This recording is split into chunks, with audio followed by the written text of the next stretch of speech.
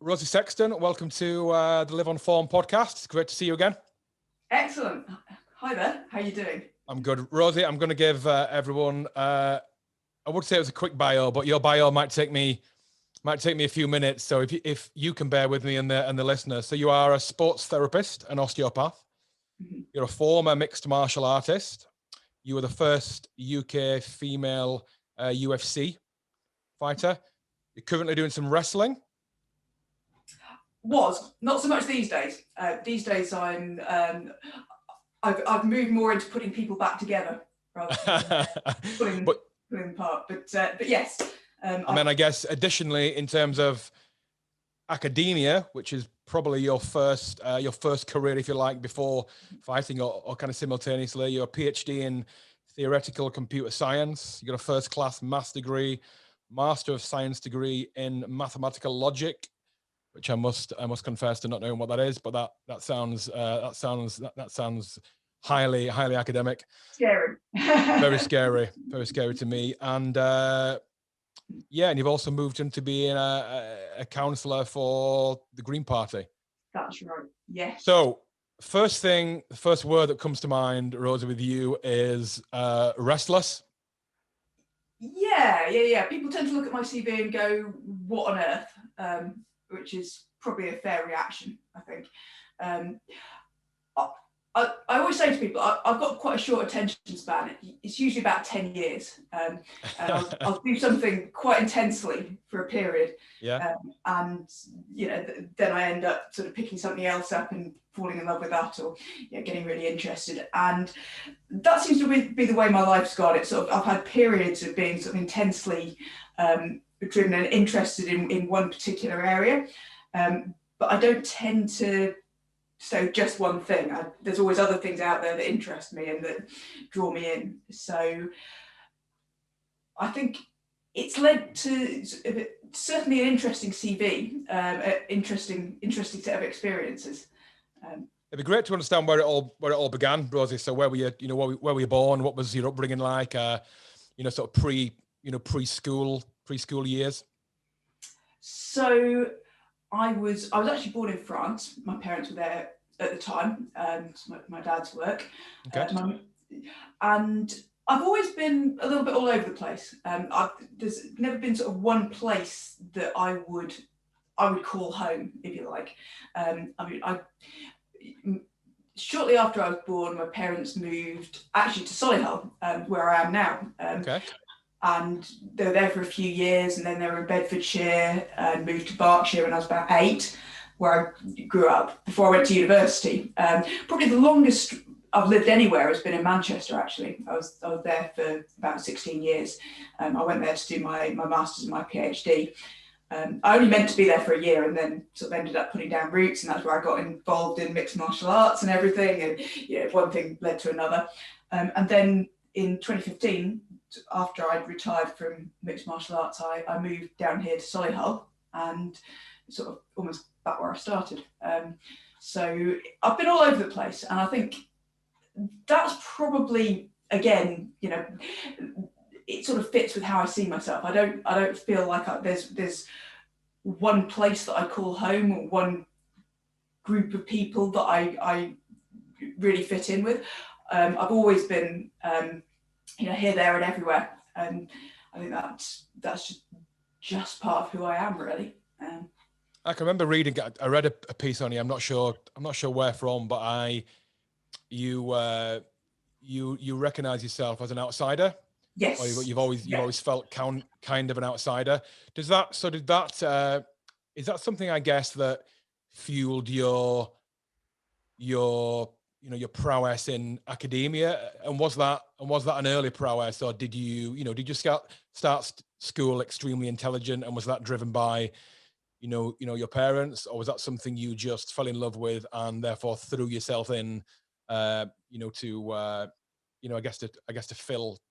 fill any voids, really?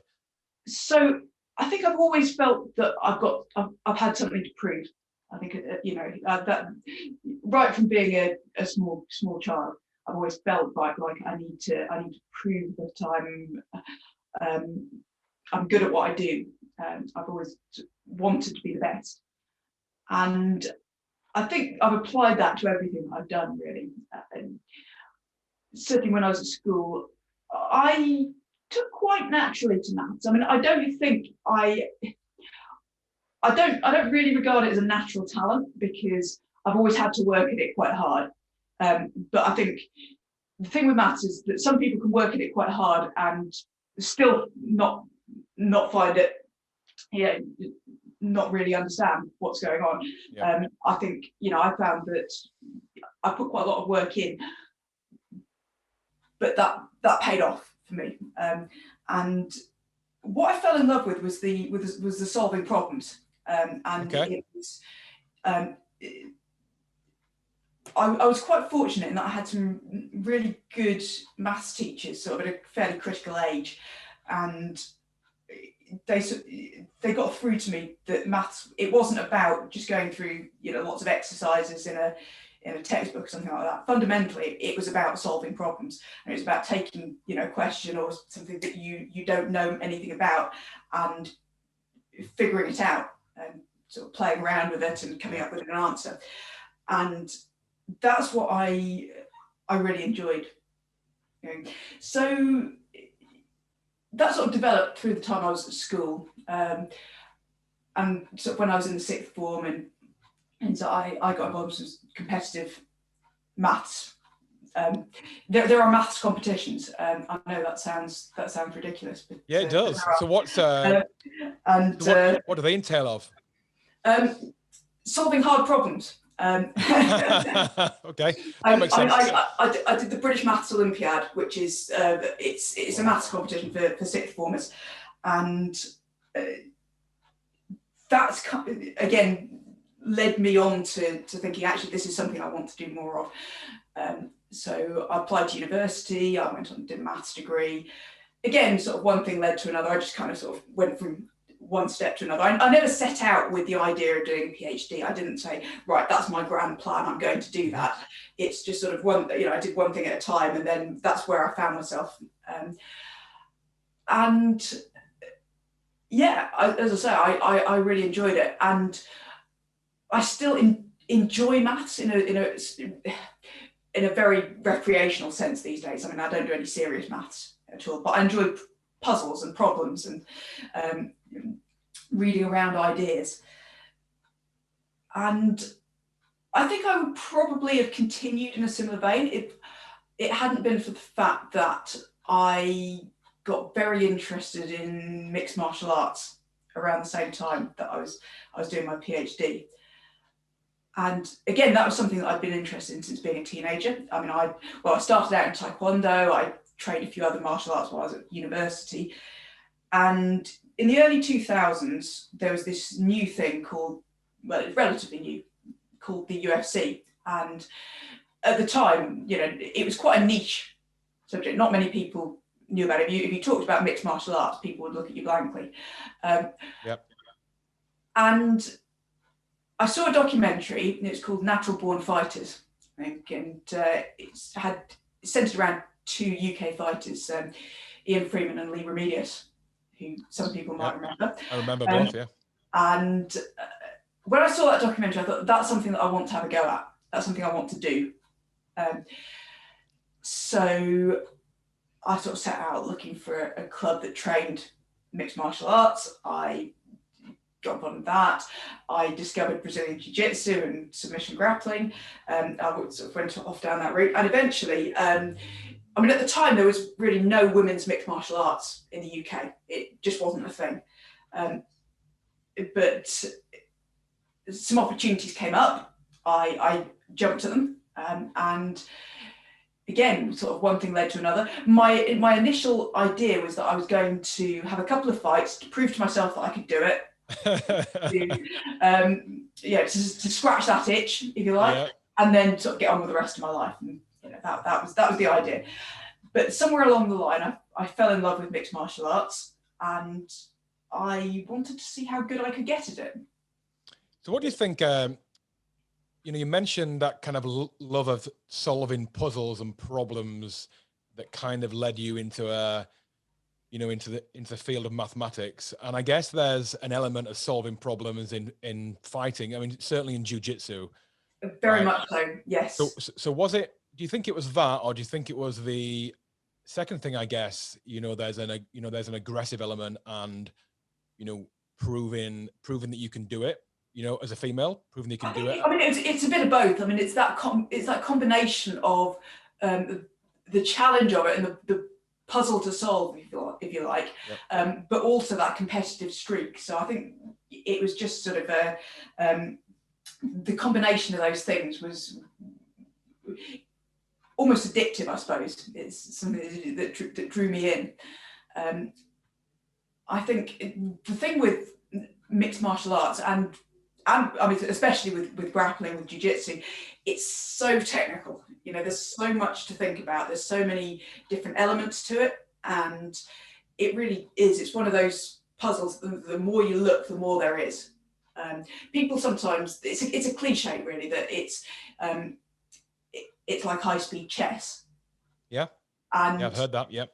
There's that really real element to it, but at the same time, you've got all the physical side of it, the performance side, the strength, the conditioning, the psychology. So, there's so many different strands, and I think it was that complexity that sort of was, because when you start doing it, you start thinking, well, if I improve this and I improve this, and I can.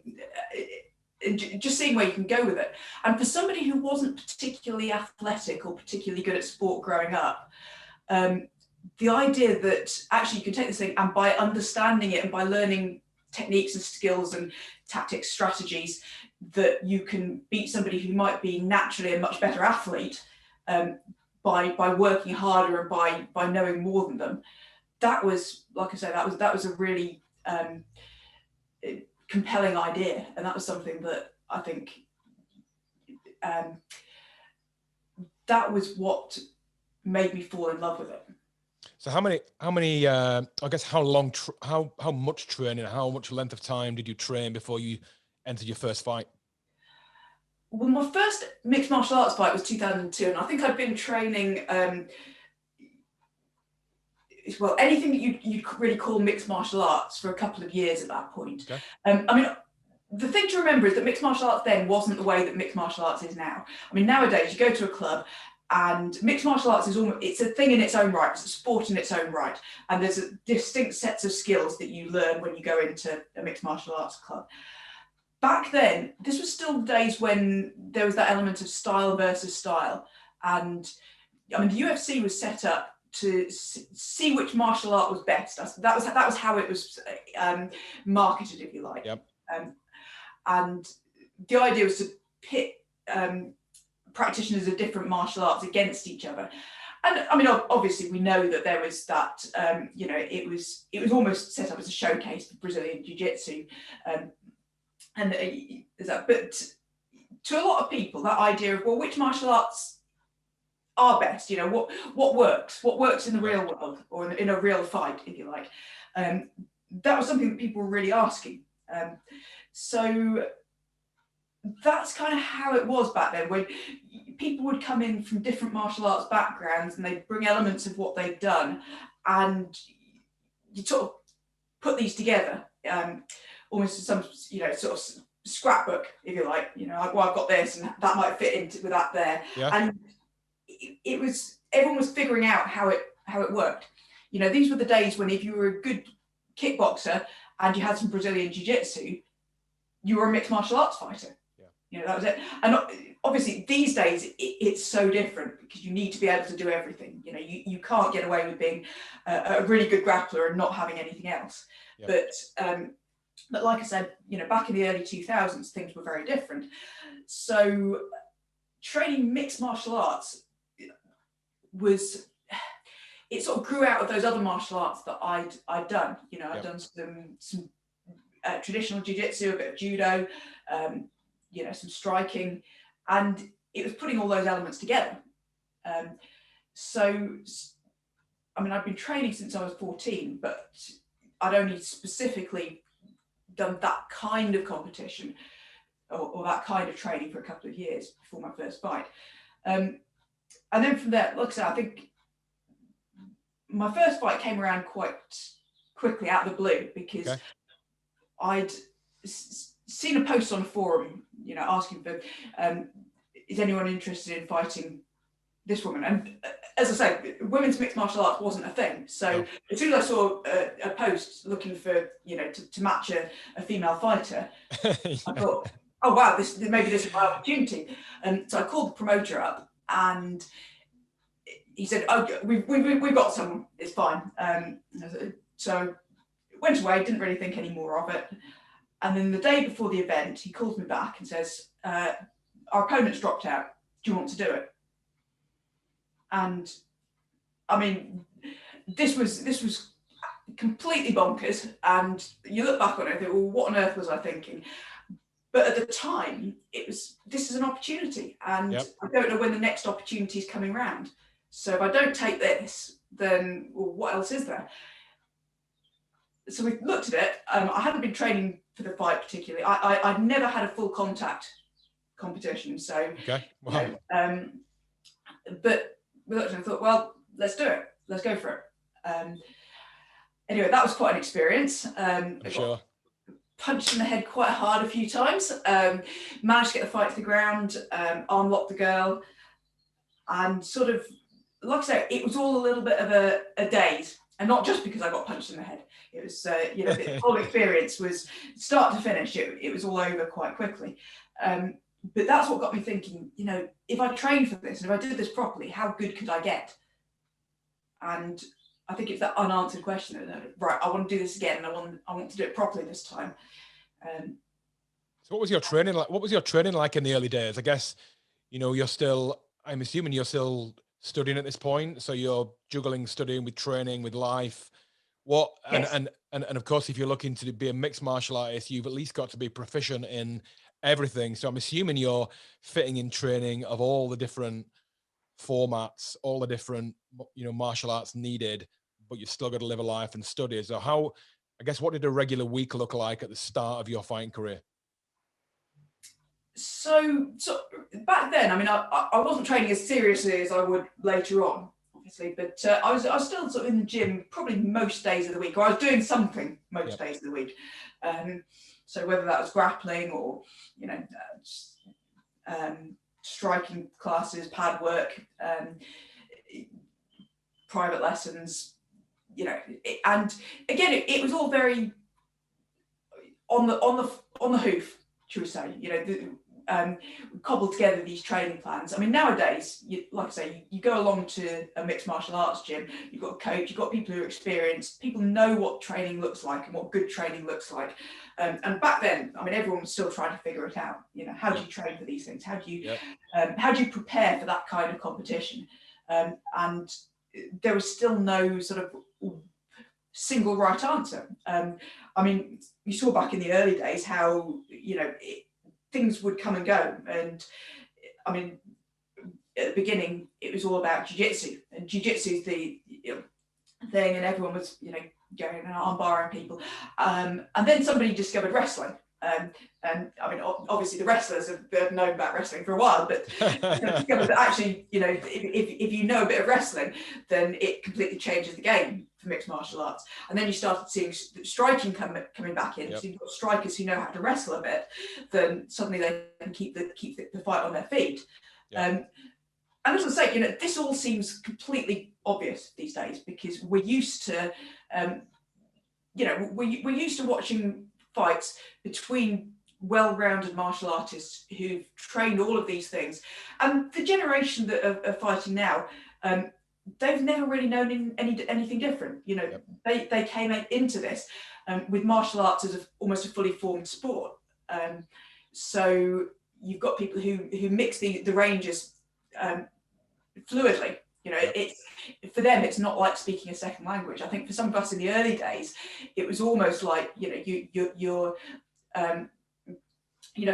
have what you do, and this is the martial art where my background is, and then something you can converse in other styles, but it's not, you're not fluent in quite the same way.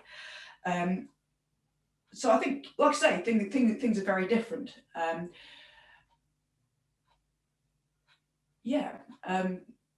So moving through your career, then in different federations, you get a chance to be the first UK female to fight in the UFC. So did you wish that had come sooner in your career? Was the opportunity there sooner in your career? I'm guessing not. With all your saying around how the sport was in the early days, certainly for females, I guess the opportunity wasn't there until you got it. So, and even looking now, female fights in the UFC are extremely regular. There are famous, female UFC stars. So, and I know you're not that type of person to look back and think, do you know what, if I'd have come 10, 20 years later, I would have been X, Y, and Z, because that's just life, right? That happens in all walks of life. But just tell me about that first opportunity to go to the UFC and, and be the first UK female to fight. So, I mean, this was a pretty big deal, because I remember earlier in my career, Dana White saying very clearly, women will never fight in the UFC. Okay, wow. He said that, and at the time, I always believed that there would come a day, but I didn't know when, and I didn't really think it was going to be within my career, so I didn't think that was going to happen. And when it did happen, it all happened very quickly. As I say, Ronda Rousey was a highly marketable and very, very skilled fighter, and I think she captured people's imagination. And I mean, it was a simple business decision at the end of the day. I think we decided, we've got a star on our hands. We need to do something with this. And it was early 2013 when there was the first women's fight in the UFC, and Ronda Rousey fought Liz Carmouche. Now, at the time, I was actually thinking about retiring, because I was coming towards the end of my carear. I had other things that I wanted to do. I had a young son, and it was... I kind of felt that I'd done what there was to do in mixed martial arts. But then this opportunity came around, and it wasn't my weight class. It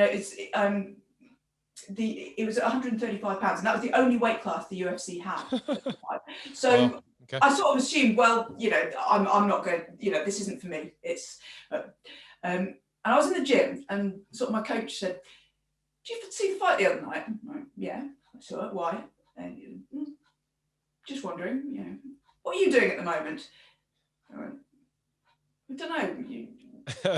Where are you going with this, Paul? What are you getting at? Said, well, would you like to fight in the UFC?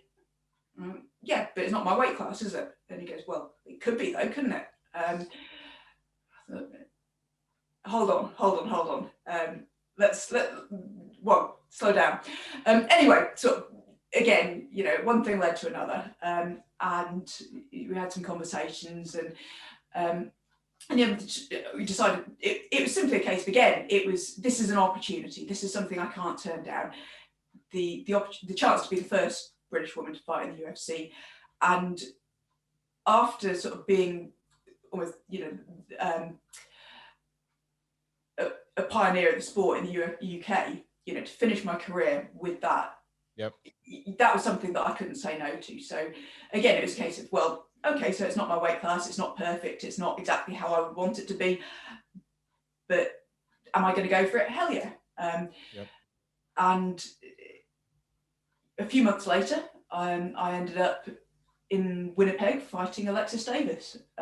And again, it was a hell of an experience, start to finish. It was a real roller coaster, that one, because my training was it was a tough training camp for a few reasons. There were lots of other things going on, and I was brought in very much as the underdog in that fight. I was never expected to win it. I was going in to fight the hometown girl, and in front of her home crowd. And that was one of my favourite fights ever. I didn't get the nod in the end, but it was a damn good fight. And I that's one that I look back on and I'm really proud of.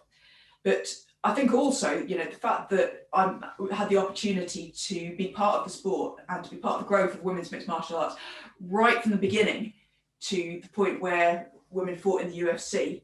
I mean, that was quite an experience. And I can believe it.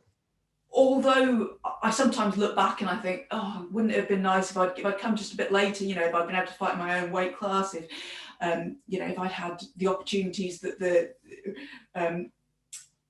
youngsters coming through now are getting, you know, wouldn't that have been nice? But at the same time, I wouldn't give up the opportunities I did have and the experience that I did have. So it's one of those things. I think it swings and roundabouts. You know, I watch the UFC fighters now, and you know, like I said, the youngsters coming through, and to look at that and to see that actually mixed martial arts is one of the most equal sports in the world for women, because women fight on the same cards, the same shows, under the same rules as the men. Yep. And there are not many sports in the world that you can say that about. And what?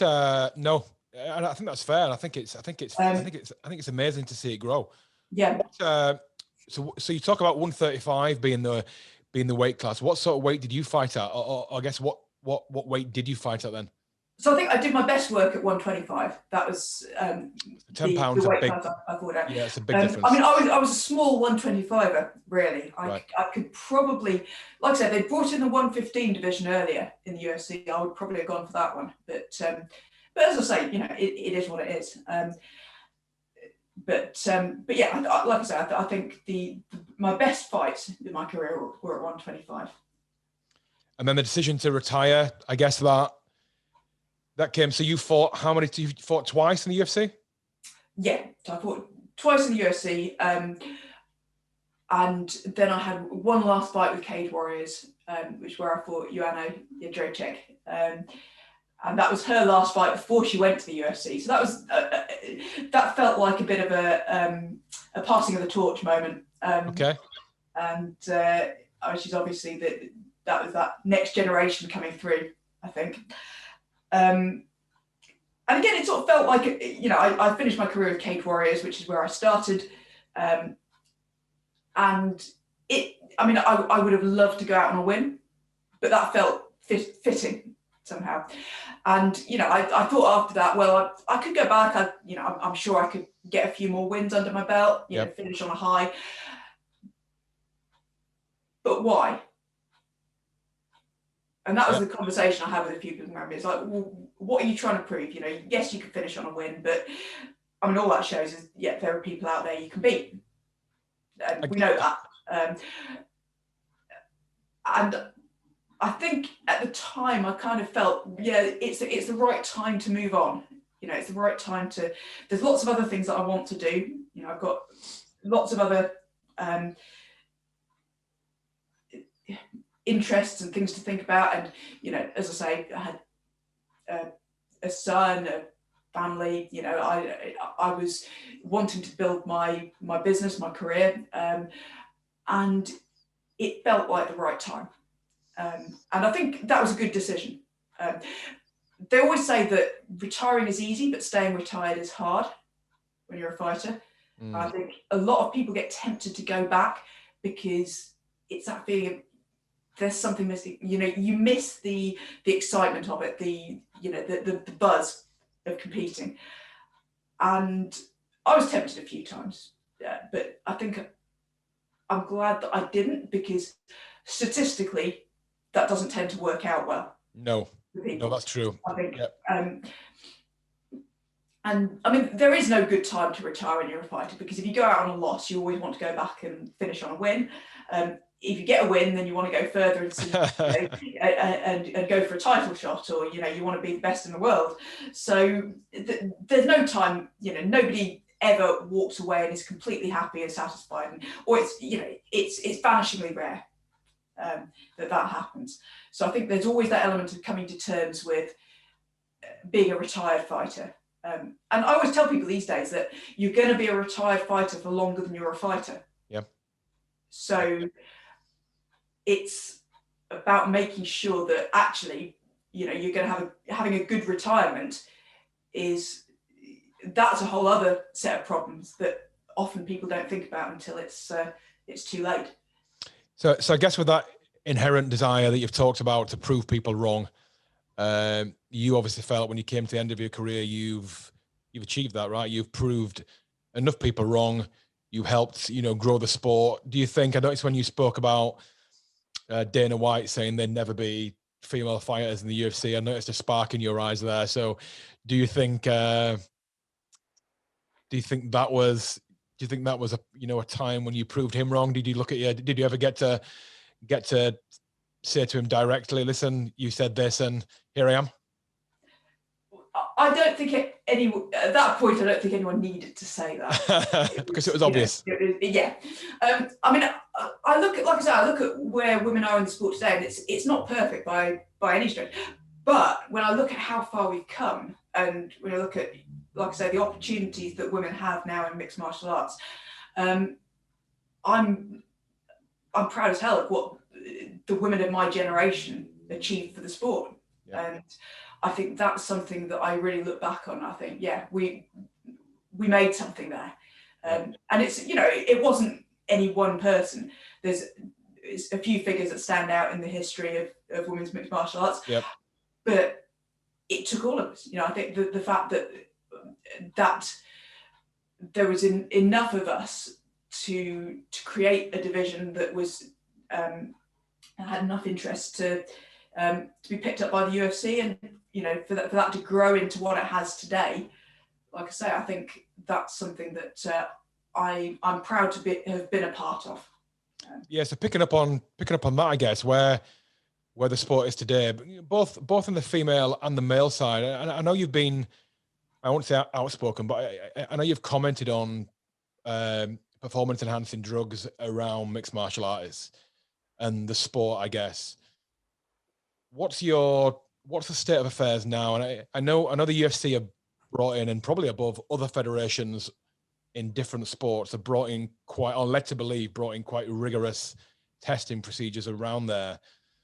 Is that something that's, clearly it's benefited the sport, has it benefited, and clearly it's benefited the athletes, I guess, but what is the state of that sport now regards its stance and opinion around PEDs? So I think things are much, much, much better than they were when I was fighting. I think, the fact that there are now regular out of competition tests being conducted on fighters, I think that makes a huge difference, because before it's very much a case of, well, if you know exactly when you're going to be tested, then we all know that doesn't work very well. Yep. As we say. Obviously, performance enhancing drugs is an ongoing problem, and it's one without an easy answer, because for whatever you put in place, there are people with vested interest in finding their way around it. And I'm not going to pretend that anything is perfect, because, like I said, I think there are always challenges with that. But I think the fact that it's now on a more even footing with other sports in terms of the testing that takes place and the standards that are in place, and actually, in fact, you can make the argument that UFC fighters are more tested than athletes in some other sports. So yeah, I think things are improving. I do think that benefits the athletes, because I think the problem you've got is it's an arms race, and you may not want to take drugs, but if you know that your opponent is, there's huge pressure to sort of level the playing field. Yep. If you like. And if you can't trust the systems that are in place and the testing that's in place to level that playing field for you, then the natural thing that you're going to start to think about doing is, well, do I need to do what they're doing? Yep. And again, the problem is it doesn't stop there, because once everyone's taking, somebody who's taking a bit more is going to have an advantage over someone else. And you end up in the situation, you know, if you don't regulate it at all, you end up in the situation where you've got people dropping dead from heart attacks in their 40s. And I think that's, you know, the point of regulating performance enhancing drugs is it's not because they're performance enhancing, it's because when taken in performance enhancing doses, they can be quite harmful to the longer term health of those athletes. And the problem is, you say, okay, well, lots of people are not going to want that trade, you know. How many drugs are you going to take if you know that it's going to shorten your lifespan? But the competition will select for the people who are prepared to do that. Yep. And people who aren't prepared to do that end up being edged out. So the fact that you know, things are being taken more seriously, I think is a good thing. I think it does benefit the health of the athletes. And I think it also means people have to think about their training as well, because I mean, I'm sure we've all seen it. You know, you've got, both in the sporting world, but also just in, you know, general fitness, you've got personal trainers who are on Instagram talking about, you know, how great their training programs are, and everyone knows that they're, you know, up to the eyeballs in whatever they're taking. Yeah, I mean that's been the case since time began, right? And that's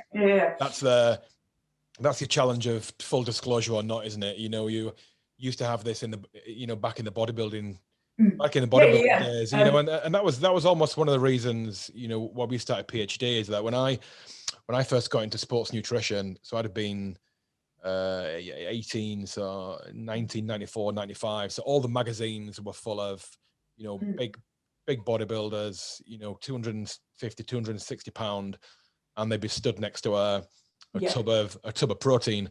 Yes. And the insinuation was, take this protein and you'll look like this guy pretty soon. And, you know, even I, back then as an 18-year-old, just put 2 and 2 together and, you know, came up with about 50.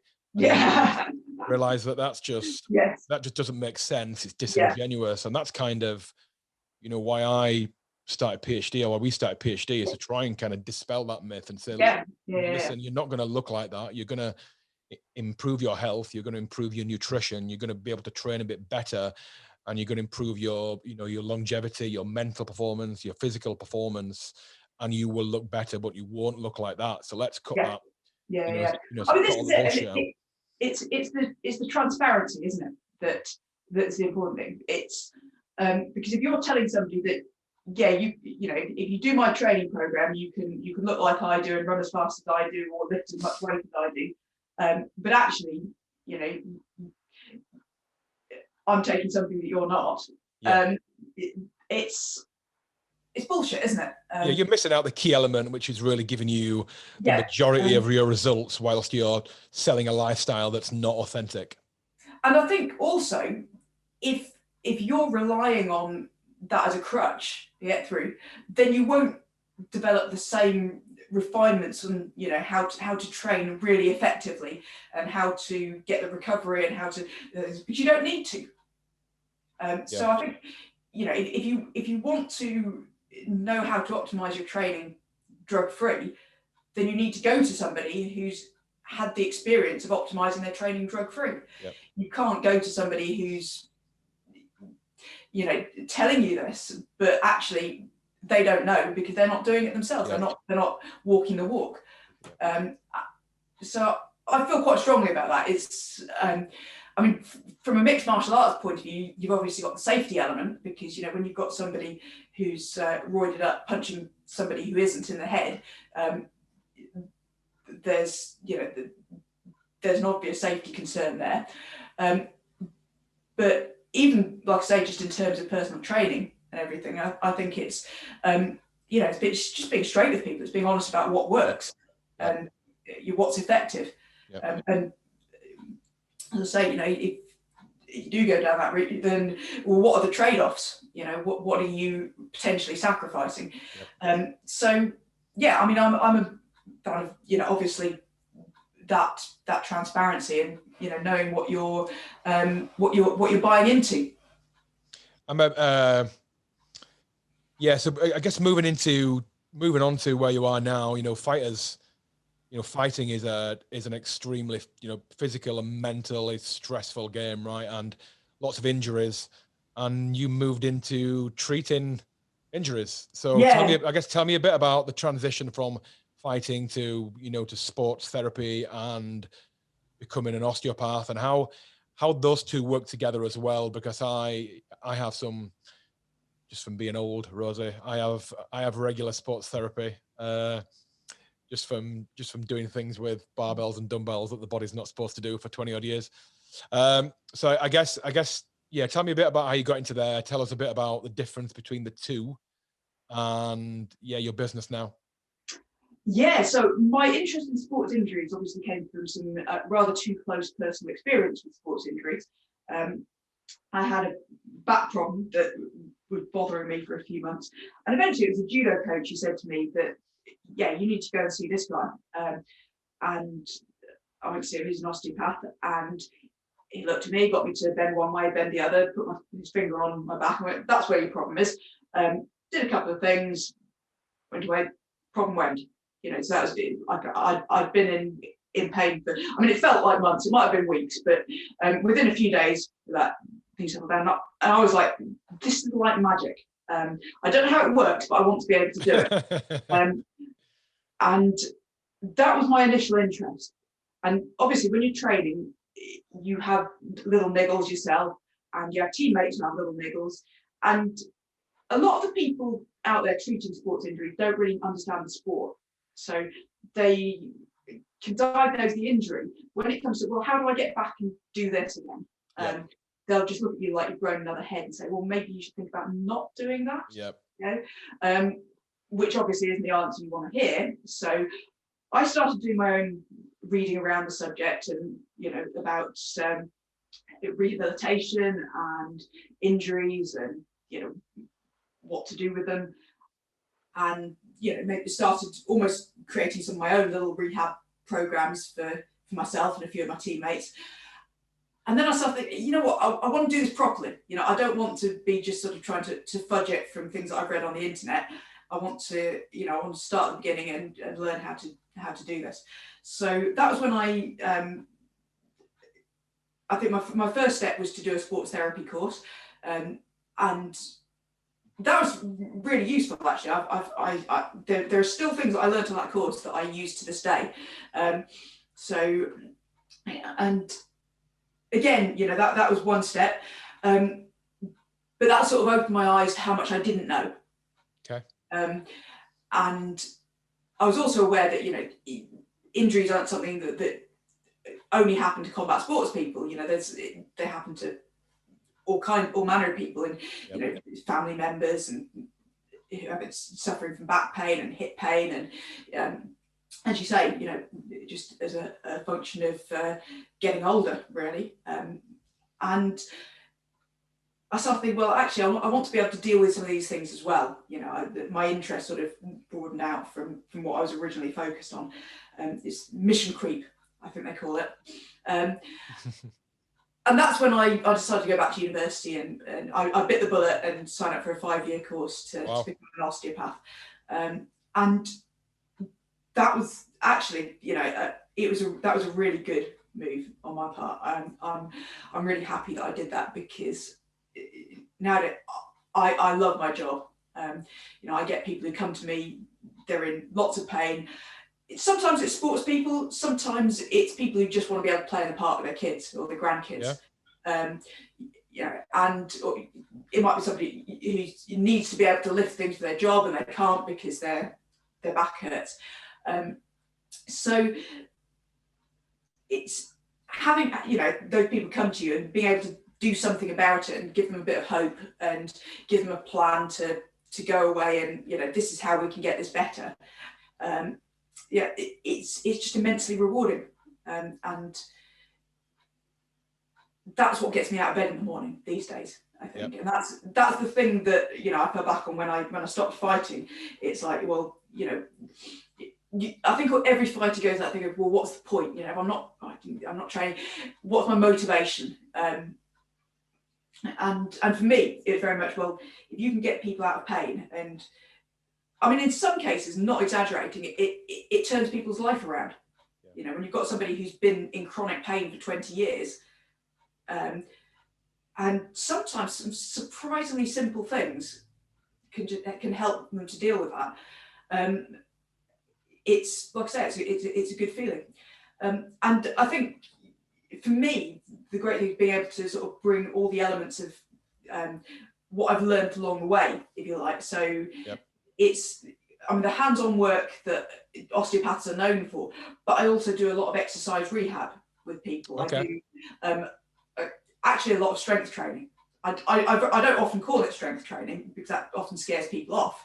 Yeah. They tend to think of, you know, guys in lycra in the gym lifting big weights. But that's what I do, actually. You know, I've had 70, 80-year-olds doing shopping bag deadlifts in my clinic. And for a lot of the people I speak to, they've never had anyone present exercise to them in an accessible way. Yep. You know, they've always thought of it as something that, something I've got to go to the gym to do, and that's not me. You know, I'm not a gym type. But when you make it something that they can build into their everyday life and something that they can really relate to, then it's surprising. I mean, I've had an executive come in the other day, company director, and normally his lifestyle is he goes from sitting at home to sitting in the car to sitting in the office to sitting in the car to sitting on the sofa. Yep. And that's his day normally. And he said, no, I don't do exercise. That's just not me. But, you know, and then I talked him into, there's a couple of exercises like, right, when you boil in the kettle, I just want you to do a few of these. And we sort of gradually snuck it in and built it up. And before you knew it, said, yeah, my knee pain's gone and I feel so much better and I love it and I want to do some more. And can you give me some more exercises? Yep. And again, just sort of getting the bug for it. And I think in his case, you know, I did very little hands-on work, really. Yep. A lot of it was about, you know, that almost that psychological transition from thinking of himself as somebody who doesn't do exercise to, well, actually, it's just about movement. It's about, you know, putting those movements into my everyday life, you know, in the same way that, yeah, it's when you talk to people about healthy eating, it's not about, you know, living on kale and spinach all the time. Nope. It's just about getting a good balance and a good variety, and you know, and also making it part of your life. So it's not a diet; it's something that you build into your lifestyle. Yep. And I think, like I say, this, you know, with a lot of the sort of behaviour change and the lifestyle modification elements of what I do, a lot of it is about having those conversations with people and understanding where their barriers are and overcoming that. And I think, you know, again, sort of my perspective from what I've done and, you know, from having been a fighter, is that actually, you know, it's not the difference between you and a professional athlete is less than you think. You know, it's not they're, I mean, in some cases, yeah, they're genetically gifted, but actually a lot of it comes down to what you do, and doing the basics right will get you an awful long way.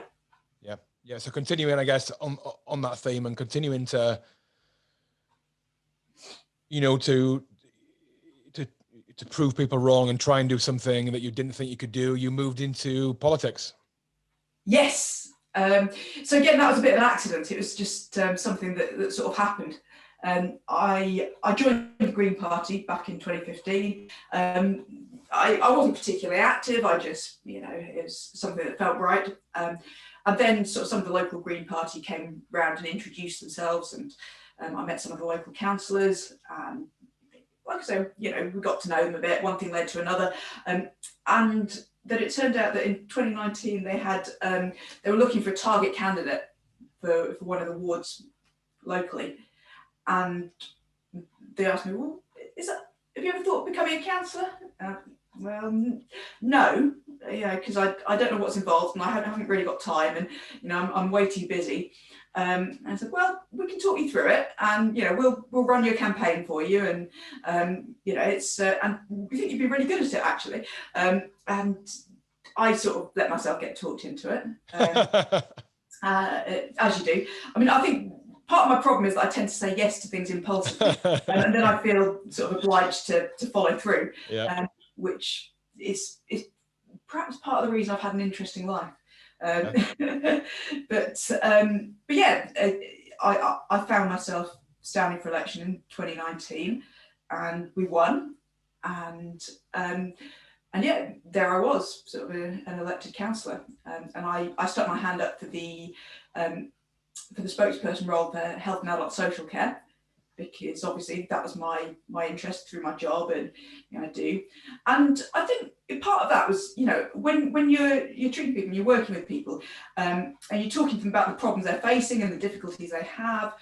And it was getting to the point where, some of the things people would tell me were to do with, it's not necessarily sort of just their personal circumstances, but to do with sort of social things. And, it's actually, I have to keep going to work despite the fact that I've got a really nasty back injury, because otherwise I'm not going to be able to afford to feed my kids, for example, or somebody who's got quite severe postnatal depression and she's on her own with several small children, and that's, she might have come to me for her neck pain, but all of the the stress around that situation that she's living in obviously has bearing on it. So you start to see these issues, and issues people are having with local health services, and issues people are having with their ability to get the treatment or the help that they need.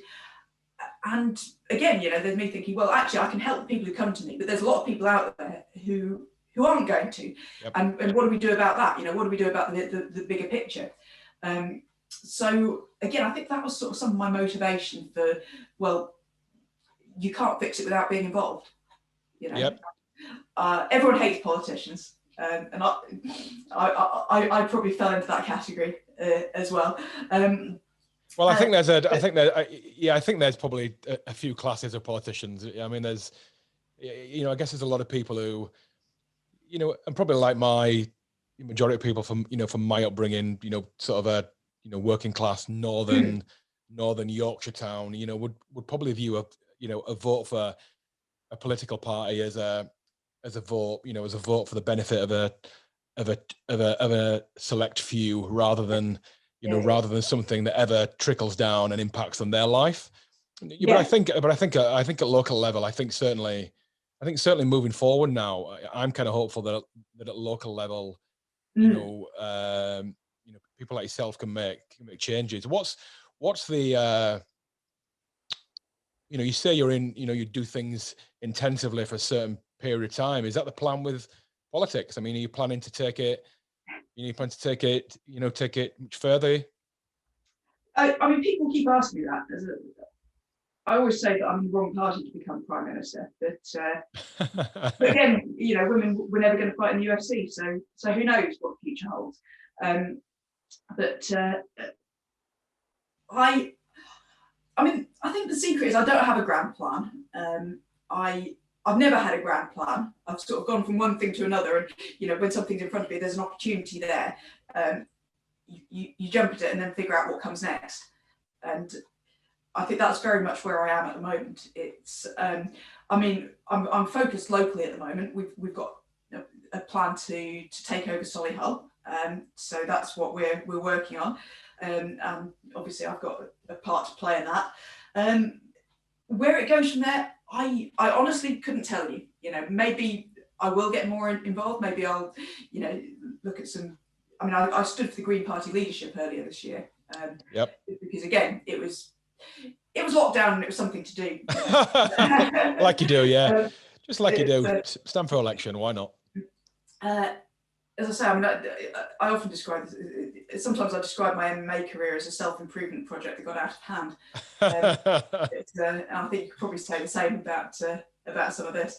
But yeah, so I did that. And I mean, again, it's people have asked me, well, would you consider going for it again next time round? And are you going to? And yeah, maybe. I mean, who knows where we're going to be in 2 years? I mean, who would have foreseen where we're going to be, where we are now? Absolutely.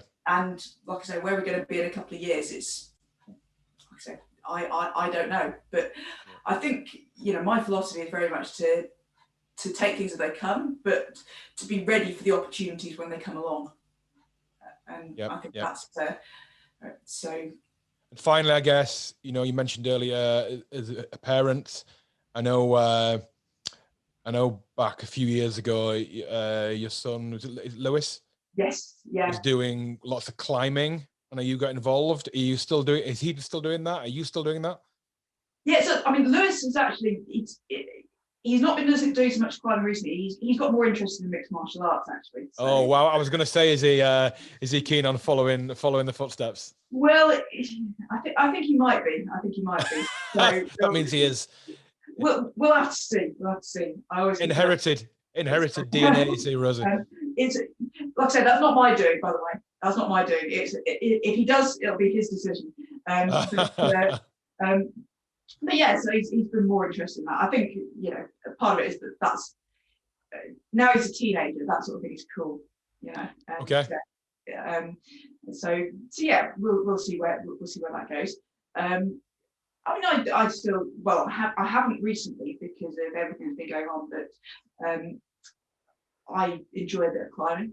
Like I say, I'm not particularly good at it. I just potter about, but it's a lot of fun. And again, it gives you it's that buzz, isn't it? I mean, I was doing quite. I was keeping up with the jiu-jitsu until lockdown came along. Right. Again, I'm itching to get back on the mat now. Yeah, I'm sure. I think that's the next thing. But yeah, you know, I'm very much sort of let's see how things go, and we'll see where we end up. My philosophy. Fantastic, Rosie. So on that note, I want to thank you for your time. Really appreciate you spend that time with us. Fantastic to speak to you and go through kind of all your many guises from you know, from start to date. Wish you all the best in the future, and yeah, keep in touch and keep smashing it in everything you do, be it MP or work or be it on the mat when you can get back on there. That's the plan. Thanks a lot, Jason. It's been great to talk to you. It's been really good to catch up. It's been far too long. It has, yeah. It has. Yeah, really good to talk to you. Take care, Rosie. Thank you very much. Bye-bye.